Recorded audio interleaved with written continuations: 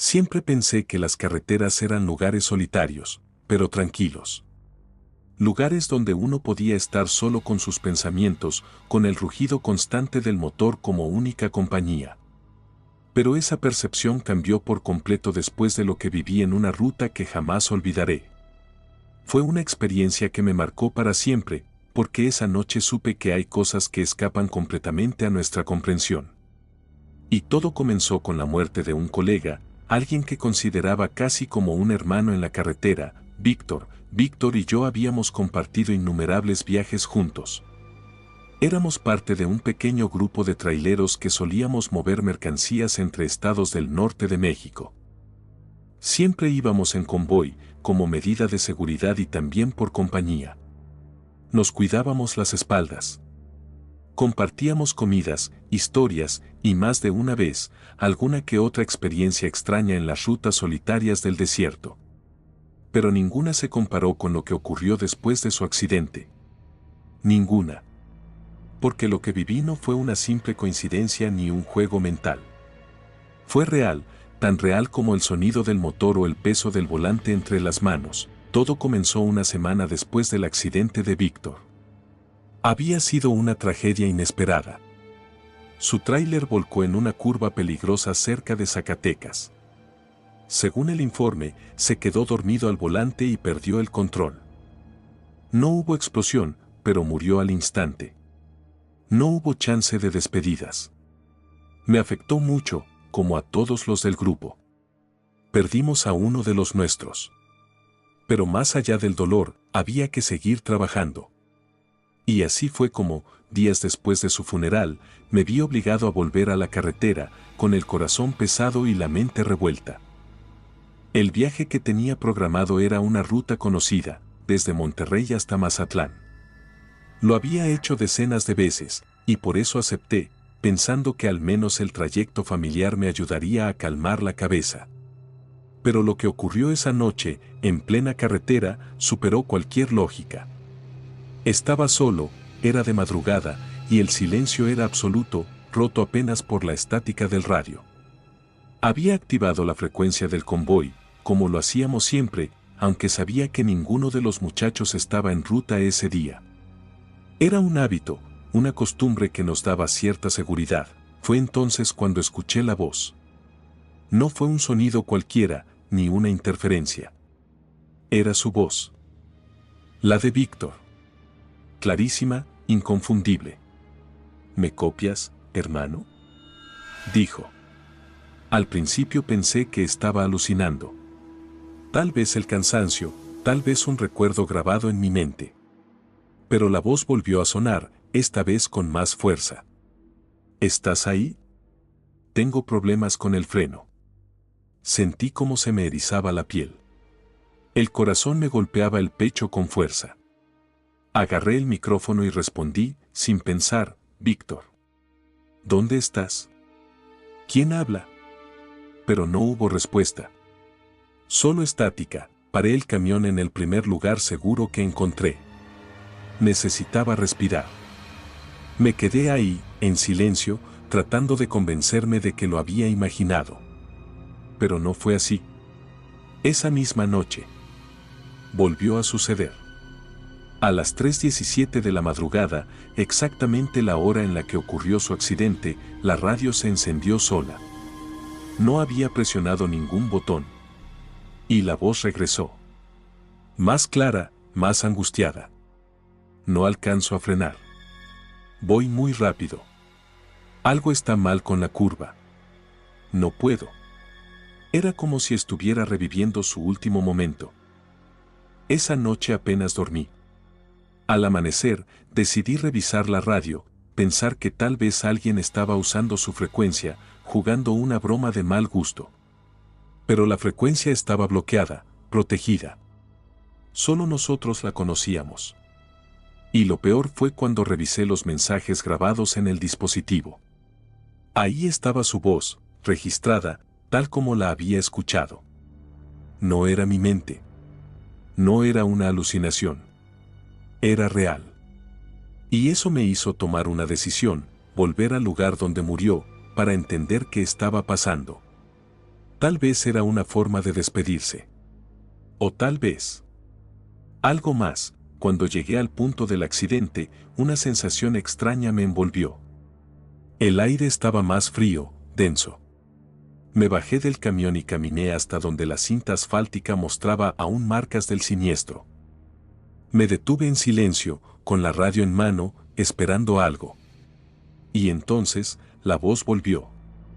Pero esta vez no pedía ayuda. Esta vez susurró algo que me heló la sangre: no estoy solo. Fue como si una presencia invisible se hiciera notar. No pude moverme. Sentí una sombra detrás de mí. Pero cuando me giré, no había nadie. Regresé al camión, completamente alterado. Cerré puertas, ventanas, y me alejé de ahí lo más rápido posible. Pero el evento no terminó esa noche. Durante semanas, cada vez que activaba esa frecuencia, algo ocurría. Una interferencia, una voz débil, incluso un sonido que parecía llanto. Consulté con expertos en comunicaciones, con técnicos, con otros colegas. Nadie supo explicarme nada. Algunos me dijeron que apagara esa frecuencia para siempre. Otros, más supersticiosos, aseguraban que había quedado un eco espiritual atrapado en esa ruta. Una especie de bucle entre la vida y la muerte. Finalmente, tomé una decisión drástica. Subí hasta un cerro cercano, donde sabía que no habría cobertura ni señal alguna.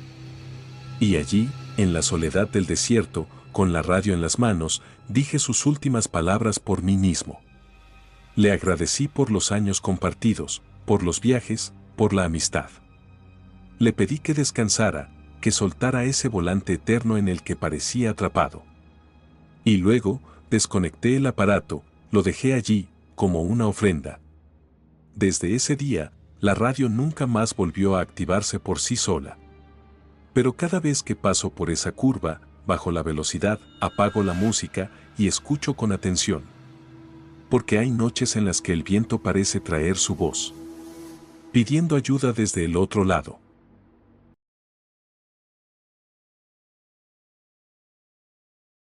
Siempre he dicho que los verdaderos horrores no se esconden en castillos antiguos ni en cementerios abandonados. Están ahí, al borde del camino, disfrazados de lugares comunes, donde nadie espera que ocurra nada fuera de lo normal.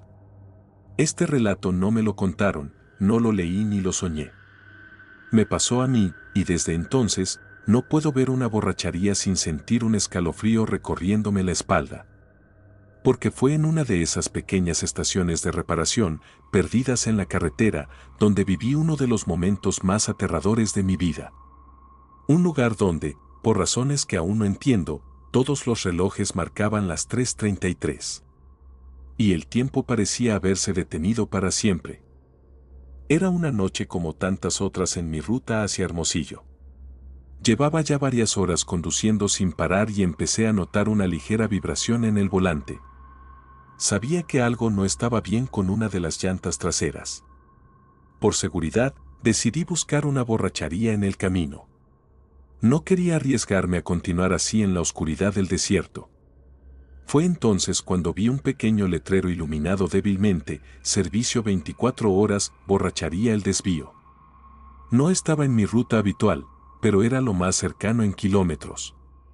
Tomé el desvío sin pensarlo mucho, guiado por la necesidad y por la confianza en que una simple reparación resolvería el problema. La carretera secundaria era angosta y rodeada de árboles secos. No había señal de celulares, y los únicos sonidos eran los del motor y mi respiración. Finalmente, a unos 500 metros de la carretera principal, vi el taller. Una construcción antigua, de concreto agrietado y techos de lámina, iluminada por un único poste de luz que parpadeaba intermitentemente. El lugar tenía algo extraño desde el primer momento. Era como si el tiempo se sintiera distinto.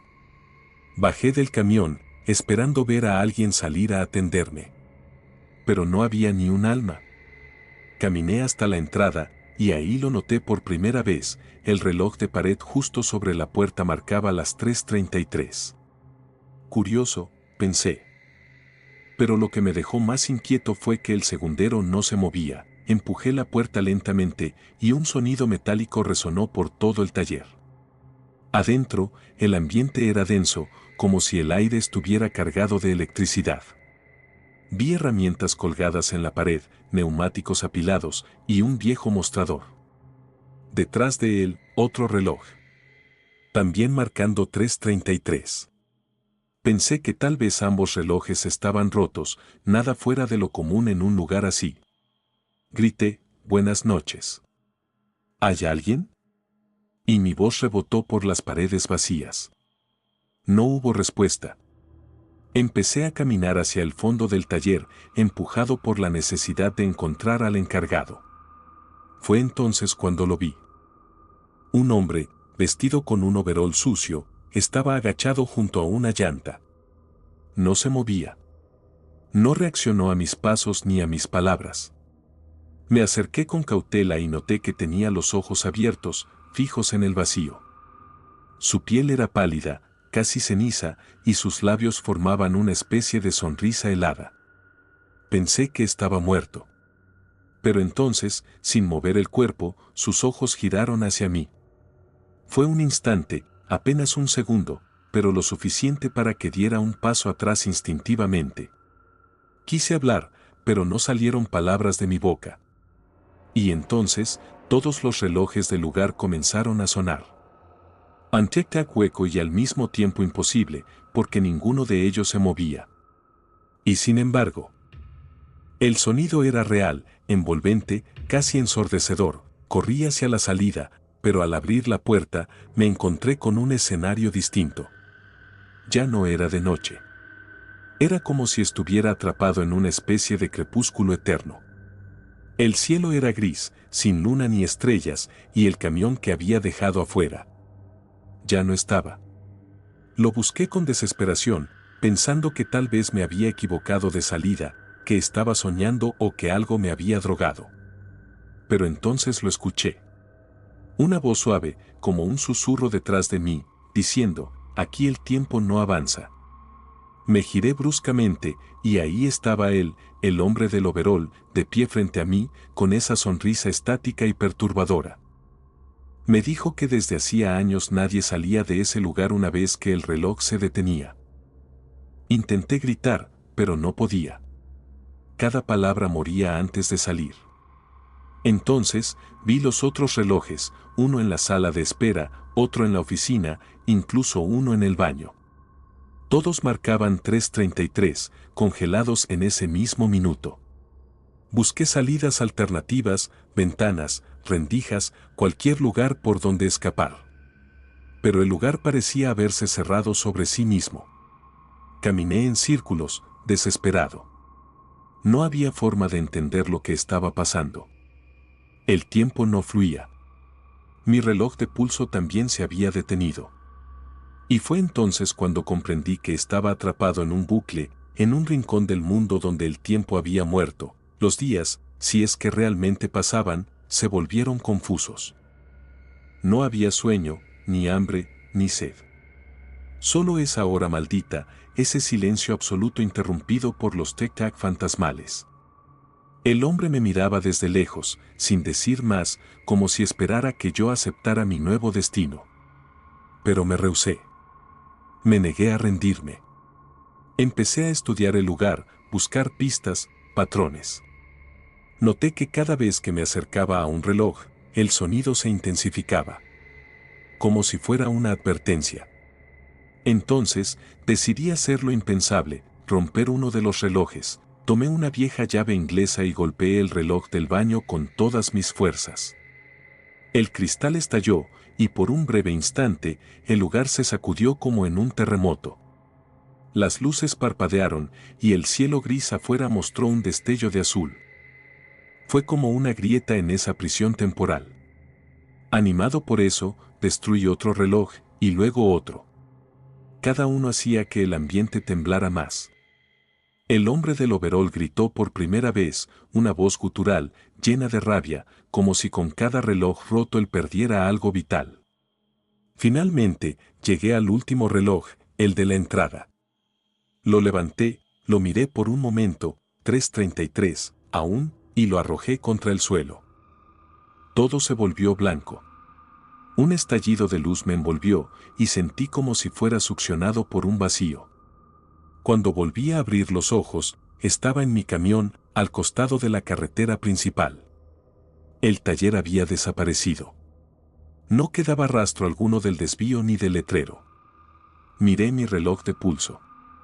3:34, respiré aliviado, pero al mismo tiempo sentí que algo había cambiado para siempre en mí. Volví a conducir, sin mirar atrás, sin entender del todo qué había ocurrido. Pero aún hoy, cuando despierto a esa hora maldita, con el corazón acelerado y el sudor frío en la frente, sé que estuve allí. En ese lugar donde el tiempo no avanza. Donde los relojes siempre marcan las 3:33. Y esperan a que alguien más se detenga.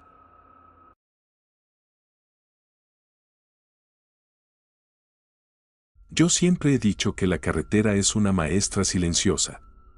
Enseña con el tiempo, con el frío de la madrugada, con el rugido constante del motor y con esas pausas inesperadas en medio de la nada.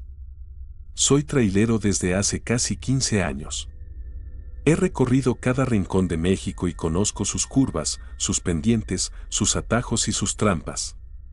Pero nunca, en todo ese tiempo, me había pasado algo que desafiara no solo mi experiencia, sino también mi comprensión de lo real. Esto que te voy a contar ocurrió hace poco más de 2 años, en una ruta aparentemente sencilla, una entrega rutinaria desde Veracruz hasta un pequeño pueblo en el norte de Puebla. Un viaje normal, sin complicaciones.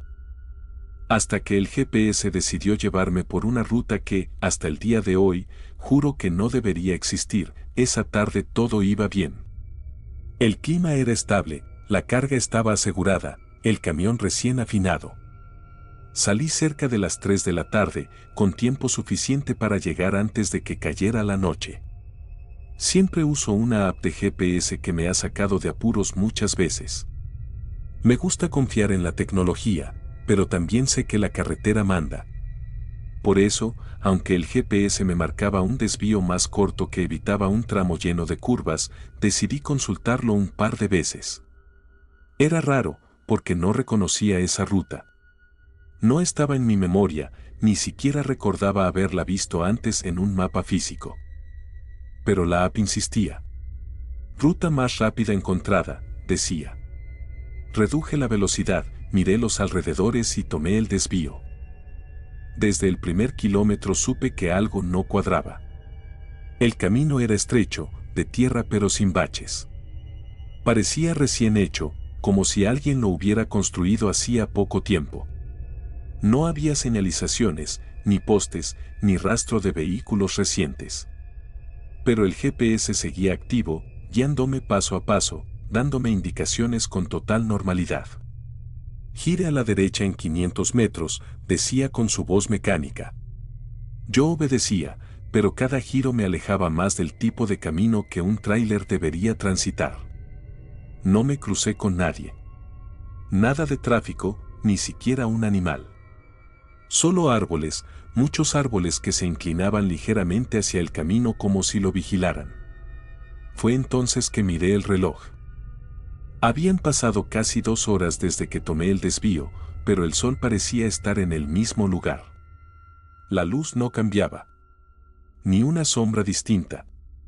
Como si el tiempo se hubiera congelado en ese tramo extraño, comencé a preocuparme de verdad cuando la señal del celular desapareció por completo. Ya no podía revisar mapas, ni hacer llamadas. La app del GPS seguía funcionando, pero noté algo que me heló la sangre. La barra del trayecto había dejado de avanzar. La línea azul ya no se movía. Estaba como detenida, congelada en la misma coordenada, pero la voz del GPS seguía dándome direcciones como si nada. Fue en ese momento cuando vi algo al costado del camino. Parecía una caseta. De esas viejas que usaban en peajes abandonados, con una cabina de madera, casi podrida. Pero no había nadie dentro. Me detuve un momento, no por voluntad propia, sino por esa sensación incontrolable de que algo te está observando. Miré por el espejo y noté que detrás de mí no había nada.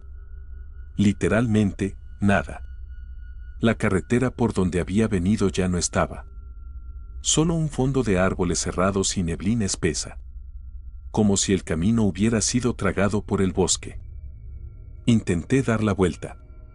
Aceleré en reversa unos metros, pero los árboles parecían moverse. El sendero ya no estaba recto. Se cerraba, cambiaba, como si respirara.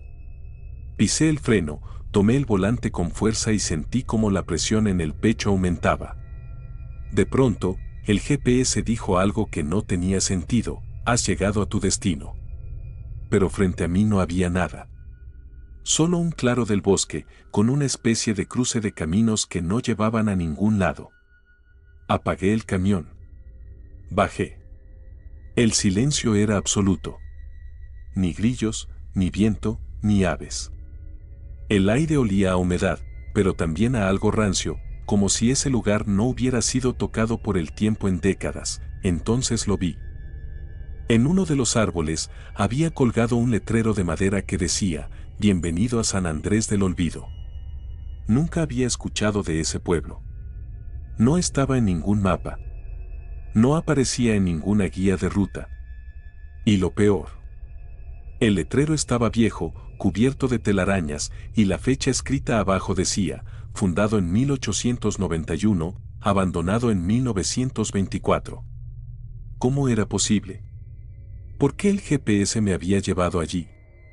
De pronto, una ráfaga de viento helado recorrió mi espalda y escuché algo. Pasos. No podía ver de dónde venían, pero eran muchos, lentos, rodeándome. Corrí de vuelta al camión, cerré la puerta y giré la llave. Nada. El motor no respondía. Volví a intentarlo, 1, 2, 3 veces. Entonces lo vi por el parabrisas. Había una figura frente a mí. La figura estaba cubierta con una manta negra, sin rostro visible. Solo estaba parada allí, inmóvil. Y detrás de ella, comenzaron a aparecer otras. Hombres, mujeres, niños. Todos vestidos como de otra época. Pero había algo extraño en ellos. No tenían ojos. Sus caras eran como manchas borrosas. Se acercaban en silencio, pero yo los escuchaba. No con los oídos, sino dentro de mi cabeza. Murmullos, rezos, llantos. Sentí que iba a enloquecer. Cerré los ojos y comencé a gritar, desesperado. Y en ese momento, el motor arrancó. Aceleré sin mirar atrás. La carretera comenzó a formarse nuevamente bajo las ruedas. El GPS se apagó por completo. No supe cuánto tiempo conduje, pero cuando recuperé la señal del celular y vi los árboles despejarse, sentí que había salido de una pesadilla. Volví a la carretera principal. Estaba a solo 20 minutos de mi destino. El reloj marcaba las 3:40 de la tarde, la misma hora que cuando tomé el desvío. No era posible. Había pasado horas allí dentro. Pero el tiempo afuera no había corrido. Cuando llegué al pueblo de destino, le pregunté a un hombre mayor sobre San Andrés del Olvido. Su rostro cambió. Me dijo que su abuelo contaba historias sobre un pueblo maldito, que desapareció después de una epidemia, y que los pocos sobrevivientes dijeron que nadie debía volver allí. Según la leyenda, el lugar quedó atrapado entre dos mundos. Un sitio donde los vivos pueden entrar. Pero no todos logran salir. Desde entonces, desconfío completamente de cualquier ruta alternativa. Siempre reviso 2, 3 veces antes de seguir un nuevo camino. Pero hay noches, en la carretera, en las que el GPS se activa solo. Y por un segundo, la ruta a San Andrés del Olvido vuelve a aparecer.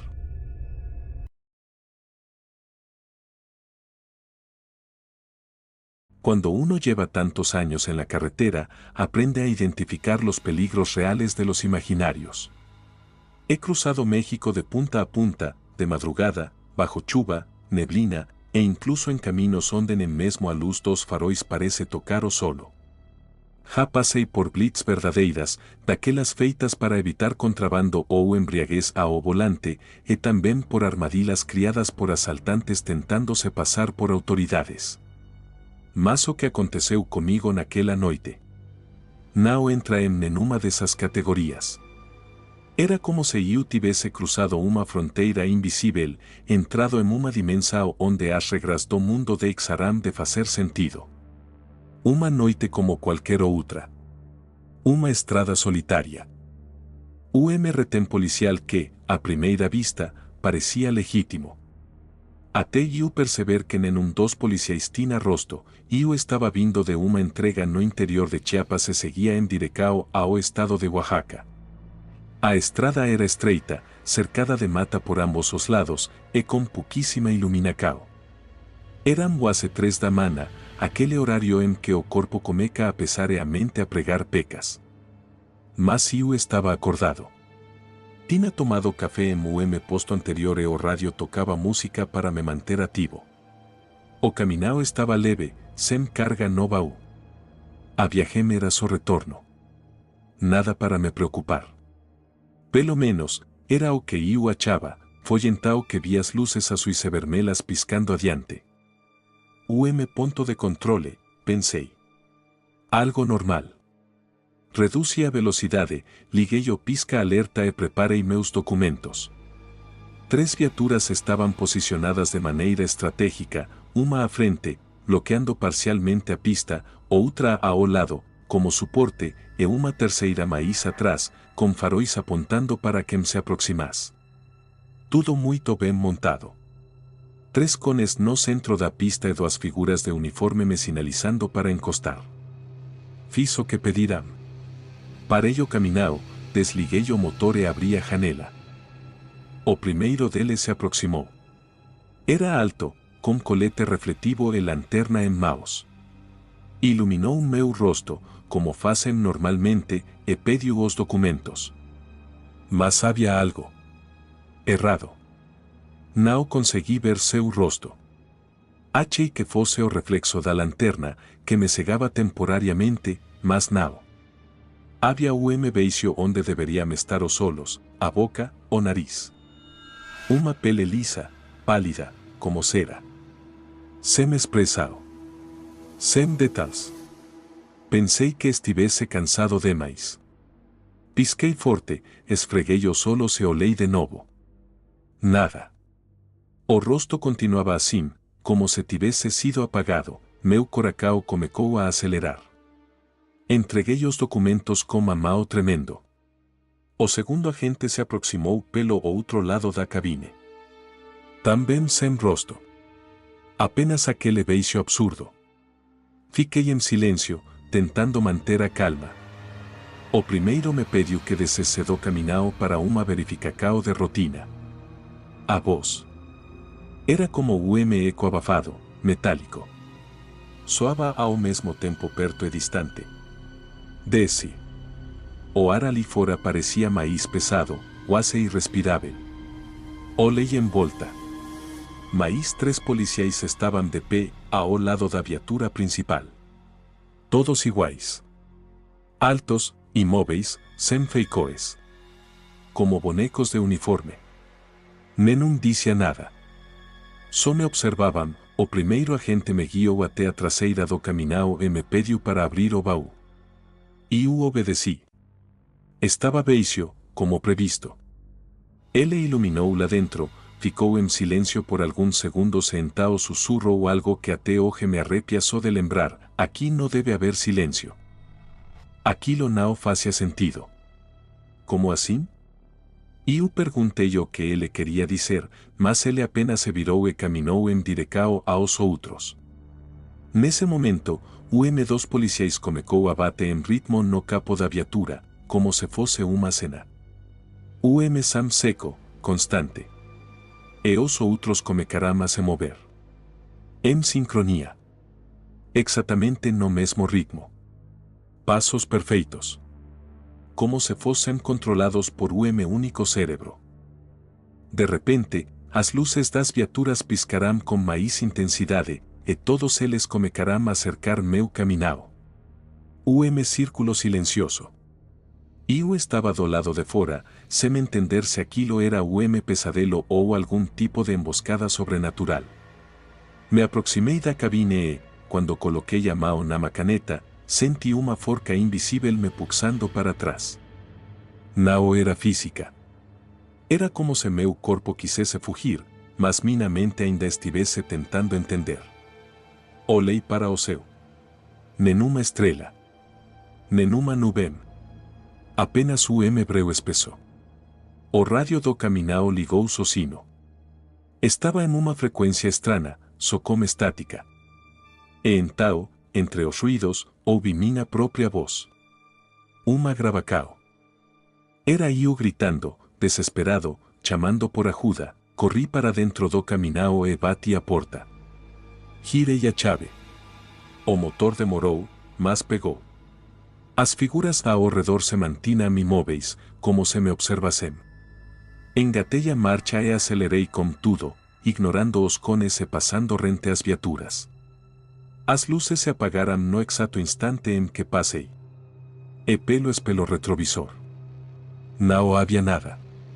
Nem viaturas. Nem luzes. Nem os policiais sem rosto. Apenas estrada beixa. Continuei dirigindo por quase 2 horas, sem parar, até alcançar o primeiro posto aberto. Desci ainda em choque. Contei parte do que aconteceu ao frentista, senhor de cabelos brancos que parecia já ter ouvido histórias parecidas. Ele não se surpreendeu. Apenas disse, hay un tramo de esa carretera donde el tiempo y la muerte se cruzan. No todos regresan cuando entran ahí. A partir de ese día, evitei aquela rota completamente. Mas às vezes, mesmo em outras estradas, sinto que o GPS tenta me levar de novo para lá. E quando vejo uma blitz à noite. Meu sangue gela, porque agora sei que nem todo controle policial é feito por humanos. E que existen lugares na estrada onde o perigo não está armado. Está além da compreensão.